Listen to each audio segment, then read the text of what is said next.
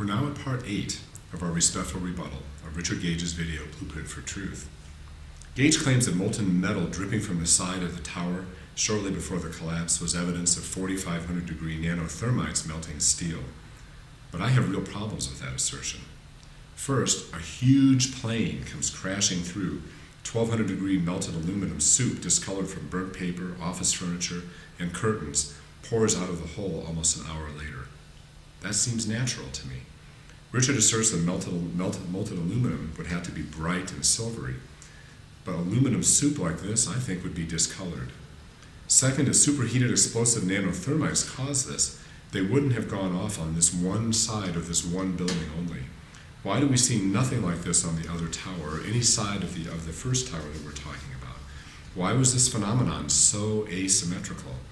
Is he saying there is no possible connection between the aluminum jet crashing into the building and discolored molten aluminum pouring out an hour later?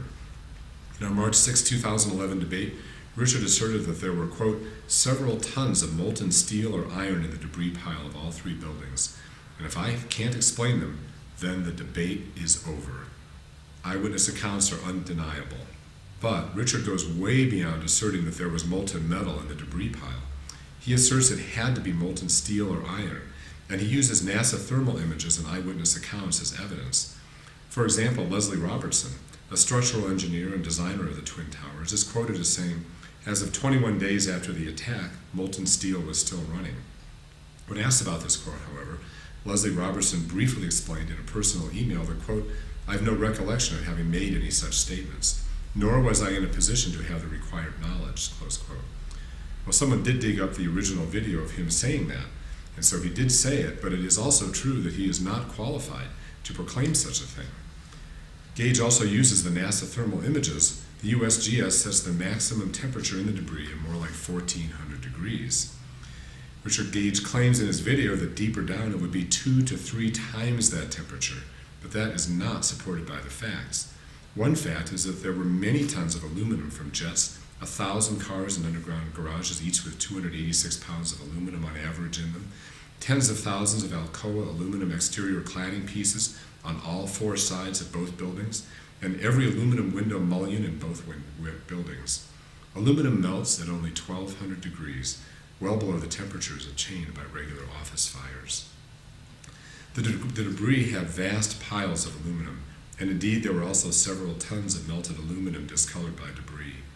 In addition to all that aluminum, bronze, brass, magnesium, zinc, and for that matter glass that all melt at below 1,400 degrees and could have been melted there, the steel beams that were in contact with these rivers of molten metal could have been dipped into this hot soup, and it's impossible to know what may have been dripping off of them.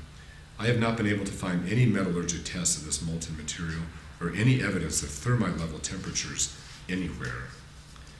This photo of a claw machine picking up, quote, dripping molten steel was shown to Alan Pence, Professor Emeritus of Metallurgical Engineering at Lehigh University. He stated, quote, the photos shown to support melted steel are, to me, either unconvincing or show materials that appear to be other than steel. One of these photos appears to me to be mostly glass with unmelted steel rods in it. Glass melts at much lower temperatures than steel. Other people I've talked to have said, it was not molten metal in the claw, not even close. I grew up near a steel mill. You would see shaped members that color all the time, stacked, sitting out cooling. At night, they were very obvious. Another quote, the heat would quickly travel up the arm and fail the hydraulic pistons. Another quote, I'm a technician for almost 20 years on trucks and heavy equipment.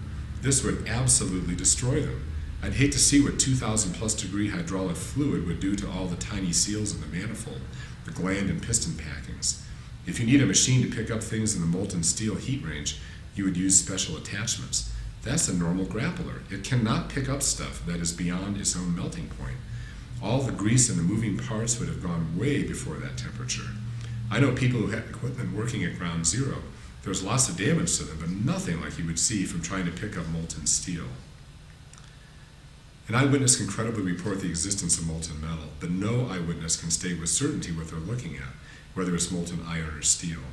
A metallurgist personally told me that even he can't identify molten metal by looking at it, especially with all the colorful impurities and burning debris mixed into the molten soup.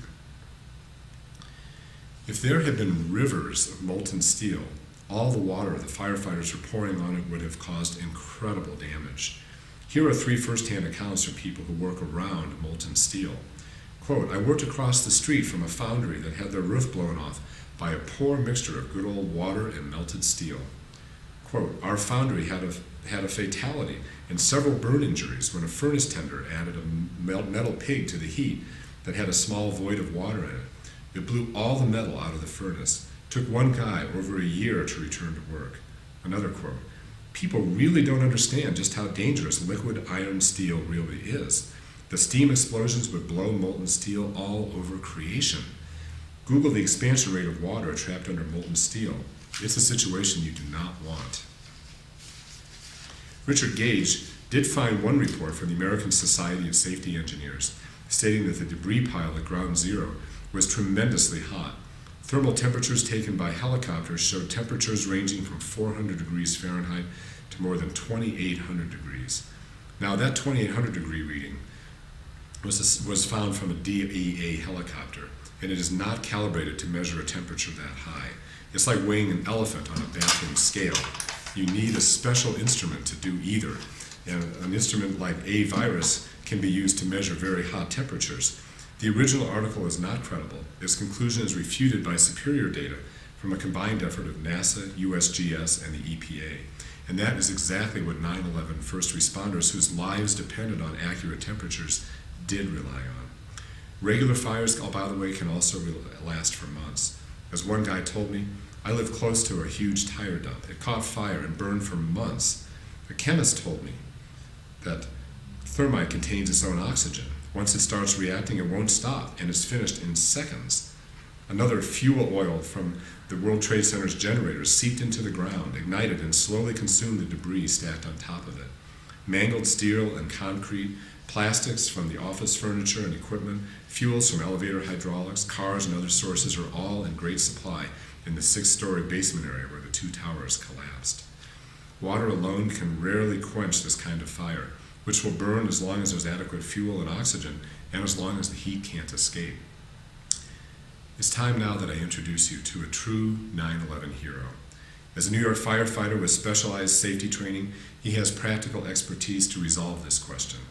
The temperature of the burning debris pile was not a debating point for him.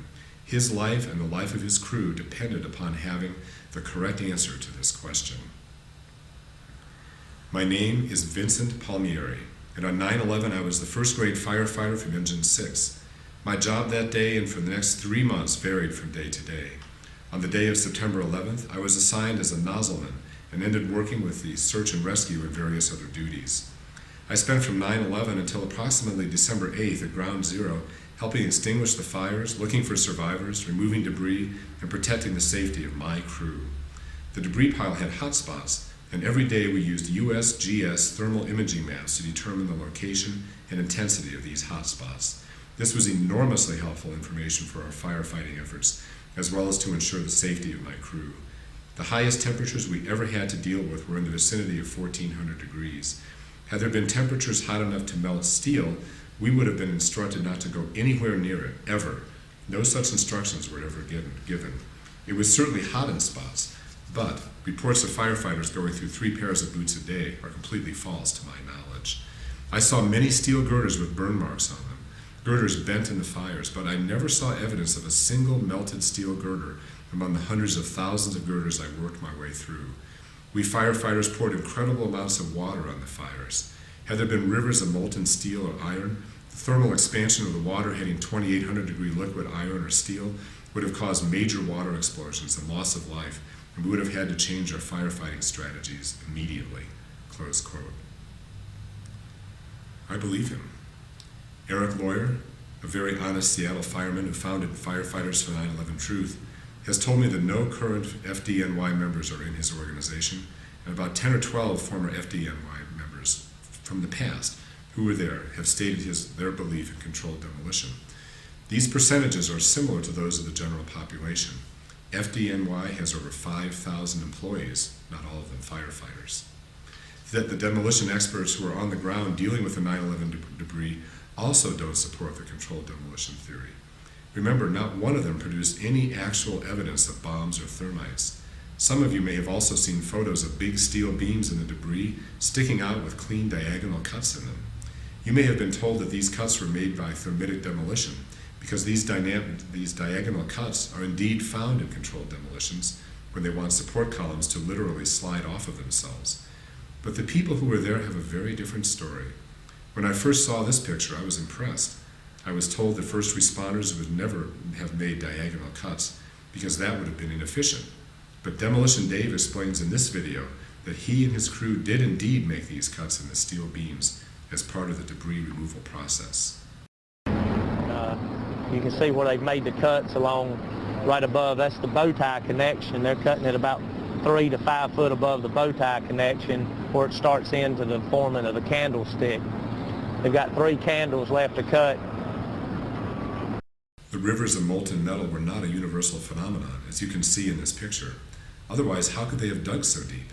And by the way, this picture is evidence that the debris pile collapsed far into the sub-basements and added up to 10 or 12 stories, not the 2 stories of debris Richard claims. For a building that is 95% air, a height reduction of 90% after collapse is to be expected. Richard claims that 4,500 degree nanothermites instantly pulverized the concrete and melted the steel. That would require incredibly high heat globally, or it couldn't explain the global collapse. But there were no people with scalded lungs from the dust, no NASA images of over 1,400 degrees in the hot spots in the debris, no problems walking on top of the cool debris even an hour after the collapse, no deafening or blindingly bright explosions able to hurl large objects hundreds of feet, no problems digging deep into the debris pile because those rivers of molten metal were localized. I'd call them creeks. I would like to end with another statement from 9/11 firefighter Vincent Palmieri. He's heard intimations the New York firefighters may be afraid to speak out about what they supposedly actually think happened on 9/11. Quote, "If there were members of FDNY who thought there were bombs in those buildings, there would be many dozens of members standing with the firefighters for 9/11 truth. That's how we do it. That's who we are. Firefighters stand by each other through thick and thin. We have to trust each other. If we are brave enough to go into a burning building and save the life of a complete stranger, why are we not brave enough to stand up for the murder of 343 of our own family? Are we too cowardly to stand up for our family? They don't call it a brotherhood for nothing." Well, so far, we are at 141 reasons for the natural collapse theory over controlled demolition, and counting. I brought up 100 of these reasons with Richard Gage in my March 6th debate. He did not respond to most of them.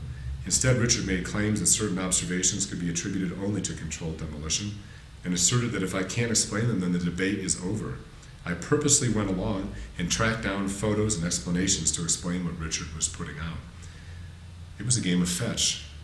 I could have debated by just attacking Richard's position as unprovable, but I voluntarily chose to fetch answers for all of his assertions instead.